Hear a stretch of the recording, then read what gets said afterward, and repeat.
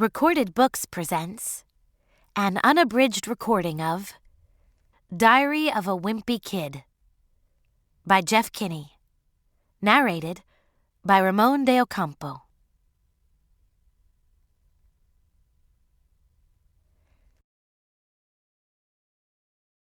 September. Tuesday. First of all, let me get something straight. This is a journal, not a diary. I know what it says on the cover, but when Mom went out to buy this thing, I specifically told her to get one that didn't say diary on it. Great. All I need is for some jerk to catch me carrying this book around and get the wrong idea. The other thing I want to clear up right away is that this was Mom's idea, not mine. But if she thinks I'm going to write down my feelings in here or whatever, she's crazy. So just don't expect me to be all Dear Diary this and Dear Diary that. The only reason I agreed to do this at all is because I figure later on, when I'm rich and famous, I'll have better things to do than answer people's stupid questions all day long. So this book is going to come in handy. Like I said, I'll be famous one day, but for now, I'm stuck in middle school with a bunch of morons. Let me just say for the record that I think middle school is the dumbest idea ever invented. You got kids like me who haven't hit their growth spurt yet, mixed in with these gorillas who need to shave twice a day. And then they wonder why bullying is such a big problem in middle school. If it was up to me, grade levels would be based on height, not age. But then again, I guess that would mean kids like Chirag Gupta would still be in the first grade. Today is the first day of school. And right now we're waiting around for the teacher to hurry up and finish the seating chart, so I figured I might as well write in this book to pass the time. By the way, let me give you some good advice. On the first day of school, you got to be real careful where you sit. You walk into the classroom and just plunk your stuff down on any old desk, and the next thing you know, the teacher is saying, "I hope you all like where you're sitting because these are your permanent seats." So in this class, I got stuck with Chris Hosey in front of me and Lionel James in back of me. Jason Brill came in late and almost sat to my right, but luckily I stopped that from happening at the last second. Next period, I should just sit in the middle of a bunch of hot girls as soon as I step in the room. But I guess if I do that, it just proves I didn't learn anything from last year, because I ended up passing notes that probably read, "Greg is a dork." Man, I don't know what is up with the girls these days. It used to be a whole lot simpler back in elementary school. The deal was, if you were the fastest runner in your class, you got all the girls. And in the 5th grade, the fastest runner was Ronnie McCoy. Nowadays, it's a whole lot more complicated. Now it's about the kind of clothes you wear, or how rich you are, or if you have a cute butt or whatever. And kids like Ronnie McCoy are scratching their heads wondering, what the heck happened? The most popular boy in my grade is Bryce Anderson. The thing that really stinks is that I have always been into girls, but kids like Bryce have only come around in the last couple of years. I remember how Bryce used to act back in elementary school. He would say things like, "I think girls are stinky poos." If I heard him, I would immediately say, "I don't think girls are stinky poos." But of course now I don't get any credit for sticking with the girls all this time. Like I said, Bryce is the most popular kid in our grade, so that leaves all the rest of us guys scrambling for the other spots.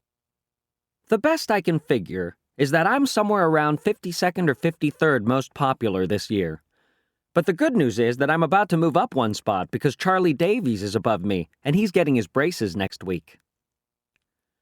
I try to explain all this popularity stuff to my friend Rowley, who is probably hovering right around the 150 mark, by the way. But I think it just goes in one ear and out the other with him. Wednesday. Today we had phys ed. So the first thing I did when I got outside was sneak off to the basketball court to see if the cheese was still there. And sure enough, it was. That piece of cheese has been sitting on the blacktop since last spring. I guess it must have dropped out of someone's sandwich or something. After a couple of days, the cheese started getting all moldy and nasty. Nobody would play basketball on the court where the cheese was, even though that was the only court that had a hoop with a net. Then one day, this kid named Darren Walsh touched the cheese with his finger, and that's what started this thing called the cheese touch. It's basically like the cooties. If you get the cheese touch, you're stuck with it until you pass it on to someone else. The only way to protect yourself from the cheese touch is to cross your fingers. But it's not that easy remembering to keep your fingers crossed every moment of the day. I ended up taping mine together so they'd stay crossed all the time. I got a D in handwriting, but it was totally worth it. This one kid named Abe Hall got the cheese touch in April, and nobody would even come near him for the rest of the year. This summer, Abe moved away to California and took the cheese touch with him. I just hope someone doesn't start the cheese touch up again, because I don't need that kind of stress in my life anymore. Thursday. I'm having a seriously hard time getting used to the fact that summer is over and I have to get out of bed every morning to go to school. My summer did not exactly get off to a great start, thanks to my older brother Roderick. A couple of days into summer vacation, Roderick woke me up in the middle of the night. He told me I slept through the whole summer, but that luckily I woke up just in time for the first day of school.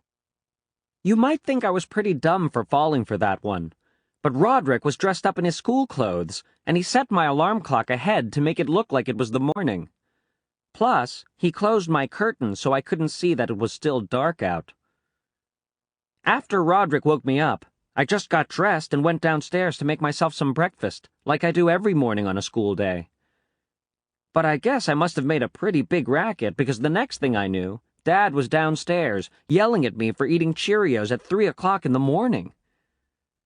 It took me a minute to figure out what the heck was going on. After I did, I told Dad that Roderick had played a trick on me, and he was the one that should be getting yelled at. Dad walked down to the basement to chew Roderick out, and I tagged along. I couldn't wait to see Roderick get what was coming to him.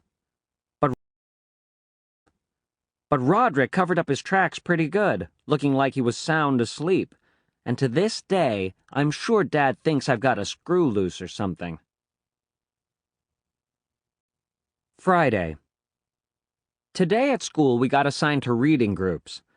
They don't come right out and tell you if you're in the gifted group or the easy group, but you can figure it out right away by looking at the covers of the books they hand out. Einstein as a Child, or Bink Says Boo. I was pretty disappointed to find out I got put in the gifted group, because that just means a lot of extra work.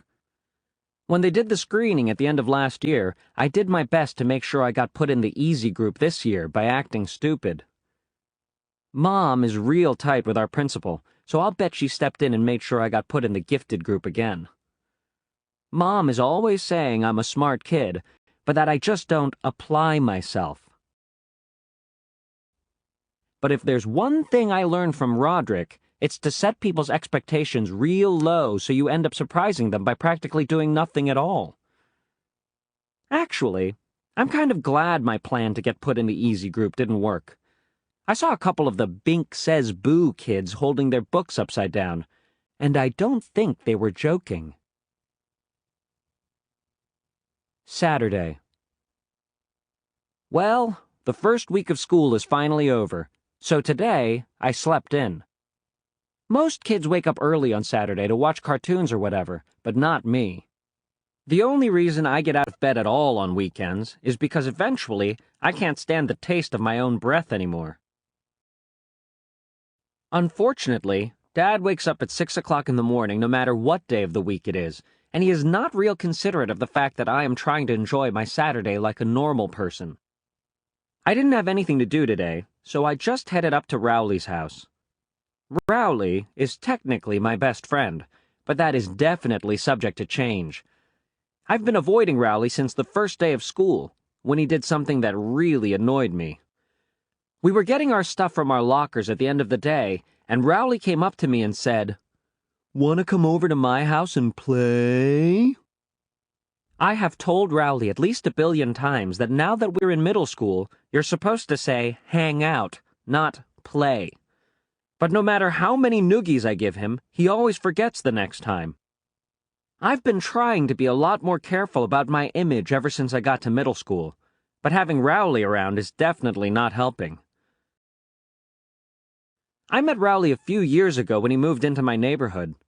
His mom bought him this book called How to Make Friends in New Places, and he came to my house trying all these dumb gimmicks. Like knock-knock jokes. It went kind of like this. Rowley. Knock-knock. Me. Huh? Rowley. Thermos. Excuse me? There must be some way to tickle your funny bone. Me. Say what? I guess I kind of felt sorry for Rowley, and I decided to take him under my wing.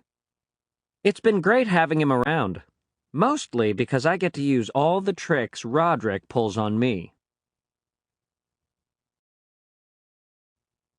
Monday. You know how I said I play all sorts of pranks on Rowley? Well, I have a little brother named Manny, and I could never get away with pulling any of that stuff on him. Mom and Dad protect Manny like he's a prince or something, and he never gets in trouble, even if he really deserves it. Yesterday, Manny drew a self-portrait on my bedroom door in permanent marker. I thought Mom and Dad were really going to let him have it, but as usual, I was wrong. But the thing that bugs me the most about Manny is the nickname he has for me. When he was a baby, he couldn't pronounce brother, so he started calling me Bubby. And he still calls me that now, even though I keep trying to get Mom and Dad to make him stop. Luckily, none of my friends have found out yet, but believe me, I have had some really close calls. Mom makes me help Manny get ready for school in the morning. After I make Manny his breakfast, he carries his cereal bowl into the family room and sits on his plastic potty. And when it's time for him to go to daycare, he gets up and dumps whatever he didn't eat right in the toilet. Mom is always getting on me about not finishing my breakfast, but if she had to scrape cornflakes out of the bottom of a plastic potty every morning, she wouldn't have much of an appetite either. Tuesday. I don't know if I mentioned this before, but I am super good at video games. I'll bet I could beat anyone in my grade head-to-head. Unfortunately, Dad does not exactly appreciate my skills. He's always getting on me about going out and doing something active. So tonight after dinner, when Dad started hassling me about going outside, I tried to explain how with video games, you can play sports like football and soccer, and you don't even get all hot and sweaty. But as usual, Dad didn't see my logic. Dad is a pretty smart guy in general, but when it comes to common sense, sometimes I wonder about him. I'm sure Dad would dismantle my game system if he could figure out how to do it, but luckily, the people who make these things make them parent-proof. Every time Dad kicks me out of the house to do something sporty, I just go up to Rowley's and play my video games there. Unfortunately, the only games I can play at Rowley's are car racing games and stuff like that, because whenever I bring a game up to Rowley's house, his dad looks it up on some parent's website, and if my game has any kind of fighting or violence in it, he won't let us play. I'm getting a little sick of playing Formula One racing with Rowley because he's not a serious gamer like me. All that you have to do to beat Rowley is name your car something ridiculous at the beginning of the game. And then when you pass Rowley's car, he just falls to pieces when the race announcer says, "Bad fart! Ahead!" Anyway, after I got done mopping the floor with Rowley today, I headed home. I ran through the neighbor's sprinkler a couple times to make it look like I was all sweaty, and that seemed to do the trick for Dad. But my trick kind of backfired, because as soon as Mom saw me, she made me go upstairs and take a shower. Wednesday. I guess Dad must have been pretty happy with himself for making me go outside yesterday, because he did it again today.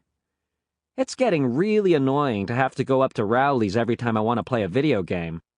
There's this weird kid named Fregley who lives halfway between my house and Rowley's, and Fregley is always hanging out in his front yard, so it's pretty hard to avoid him. Fregley is in my phys ed class at school, and he has this whole made-up language. Like when he needs to go to the bathroom, he says, "Juice! Juice!" Us kids have pretty much figured Fregley out by now, but I don't think the teachers have really caught on yet. They keep bringing him juice. Today, I probably would have gone up to Rowley's on my own anyway, because my brother Roderick and his band were practicing down in the basement. Roderick's band is really awful, and I can't stand being home when they're having rehearsals. His band is called Loaded Diaper, only it's spelled L-O-D-E-D-D-I-P-E-R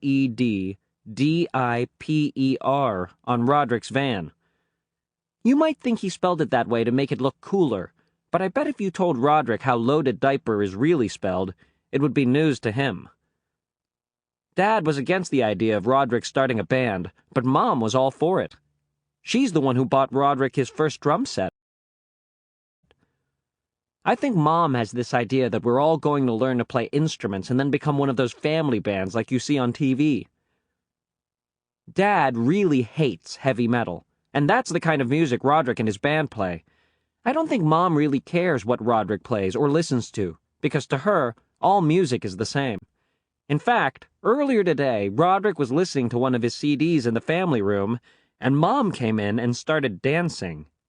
That really bugged Roderick, so he drove off to the store and came back 15 minutes later with some headphones. And that pretty much took care of the problem.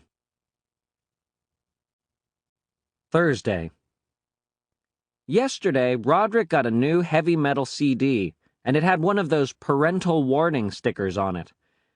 I have never gotten to listen to one of those parental warning CDs because Mom and Dad never let me buy them at the mall. So I realized the only way I was going to get a chance to listen to Roderick's CD was if I snuck it out of the house. This morning, after Roderick left, I called up Rowley and told him to bring his CD player to school. Then I went down to Roderick's room and took the CD off his rack. You're not allowed to bring personal music players to school, so we had to wait to use it until after lunch when the teachers let us outside. As soon as we got the chance, me and Rowley snuck around the back of the school and loaded up Roderick's CD. But Rowley forgot to put batteries in his CD player, so it was pretty much worthless. Then I came up with this great idea for a game. The object was to put the headphones on your head and then try to shake them off without using your hands.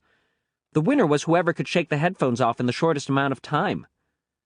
I had the record with 7.5 seconds, but I think I might have shook some of my fillings loose with that one. Right in the middle of our game, Mrs. Craig came around the corner and caught us red-handed.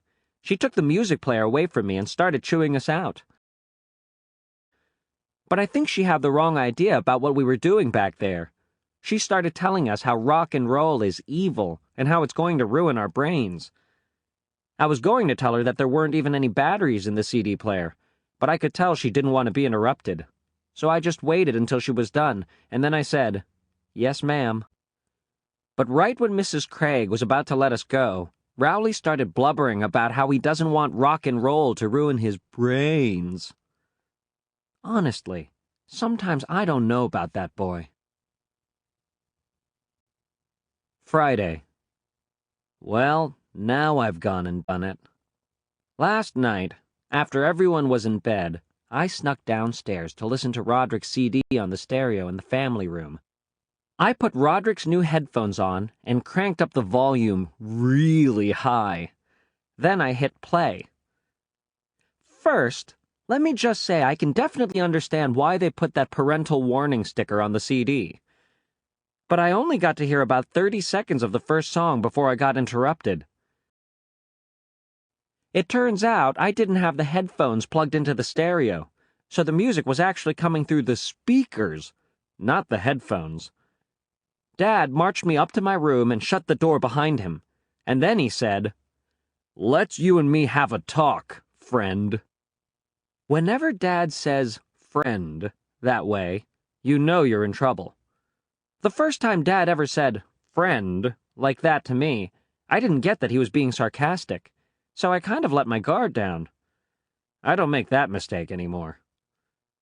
Tonight, Dad yelled at me for about 10 minutes, and then I guess he decided he'd rather be in bed than standing in my room in his underwear.